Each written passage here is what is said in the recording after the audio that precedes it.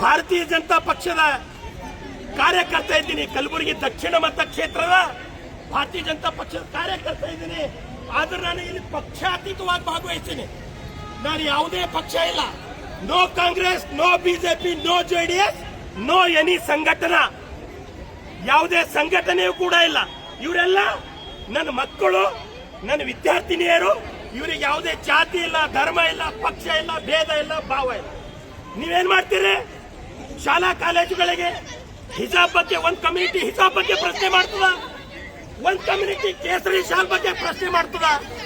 ನಿಮ್ಮ ಎಲ್ಲಾ ಧರ್ಮಕ್ಕೆ ನಾನು ಗೌರವ ಮಾಡ್ತೀನಿ. ಹಿಂದೂ ಧರ್ಮಕ್ಕೆ ಗೌರವ ಮಾಡ್ತೀನಿ, ಮುಸ್ಲಿಂ ಧರ್ಮಕ್ಕೆ ಗೌರವ ಮಾಡ್ತೀನಿ.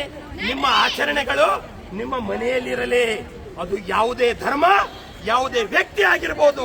ನಿಮ್ಮ ಆಚರಣೆ ನಿಮ್ಮ ಮನೆ ಬಾಗಿಲಿಗೆ ಸೀಮಿತವಿರಬೇಕು. ಇಲ್ಲಿ ಶೈಕ್ಷಣಿಕ ವ್ಯವಸ್ಥೆಯಲ್ಲಿ ನಾವೆಲ್ಲರೂ ಒಂದು, ನಾವೆಲ್ಲರೂ ಭಾರತದ ಪ್ರಜೆಗಳು ಅಂತಕ್ಕಂಥ ಭಾವನೆ ಎಲ್ಲರಲ್ಲಿರ್ಬೇಕು. ಎಲ್ಲಿ ಹೋಗಿದ್ದೀರಿ ಇವಾಗೆಲ್ಲ ನೀವು? ಮಕ್ಕಳಿಗೆ ಆಕ್ಸಿಡೆಂಟ್ ಆಗಿ ಪ್ರಾಣ ಭಯದಲ್ಲಿ ಬದುಕ್ತಾ ಇದ್ದಾರ. ಅವರಿಗೆ ಎಲ್ಲರೂ ಹೋರಾಟ ಮಾಡಿ ಸಹಕಾರ ನೀಡಬೇಕು. ಕೊನೆಯದಾಗಿ ರಾಜ್ಯ ಸರ್ಕಾರಕ್ಕೆ, ಮುಖ್ಯಮಂತ್ರಿ ಡಿ ಕೆ ಶಿವಕುಮಾರ್ ಅವರಿಗೆ, ಗೃಹ ಮಂತ್ರಿಗಳಾದಂಥ ಪ್ರಿಯಾಂಕಾ ಖರ್ಗೆಜಿ ಅವರಿಗೆ ಹಾಗೂ ನಮ್ಮ ಎಂಪಿಗಳಾದಂಥ ರಾಧಾಕೃಷ್ಣ ಅವರಿಗೆ ಹಾಗೂ ಇಲ್ಲಿ ಇರ್ತಕ್ಕಂಥ ಕೆಲವೊಂದು ಸೋಕಾಳ್ MLAಗಳು, ನಾನು ಹೆಸರು ತಗೊಂಬಲ್ಲ, ನಾನು ನಿಮಗೆ ಹೆಸರು ತಗೊಂಬಲ್ಲ. ನಿಮ್ದು ಏನದ ಎಲ್ಲರಿಗೆ ಇಲ್ಲಿ ಗೊತ್ತದ ಎಲ್ಲರಿಗೆ.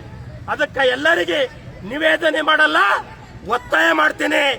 ಒಂದು ವಾರದ ಒಳಗಡೆ 5 ಲಕ್ಷ ಪರಿಹಾರ ಘೋಷಣೆ ಮಾಡದೇ ಇದ್ದಲ್ಲಿ ಸ್ವತಃ ನಾನು ವಿದ್ಯಾರ್ಥಿಗಳಿಗೆ ತಗೊಂಡು ಬಂದು ನಿಮ್ಮ ಜಿಲ್ಲಾಧಿಕಾರಿ ಕಚೇರಿ ಬಾಗಿಲಿಗೆ ಕೀಲಿ ಹಾಕ್ತೀನಿ ಅಂತಕ್ಕಂಥ ಎಚ್ಚರಿಕೆಯಲ್ಲಿ ಕೊಡ್ತಾ ಇದ್ದೀನಿ.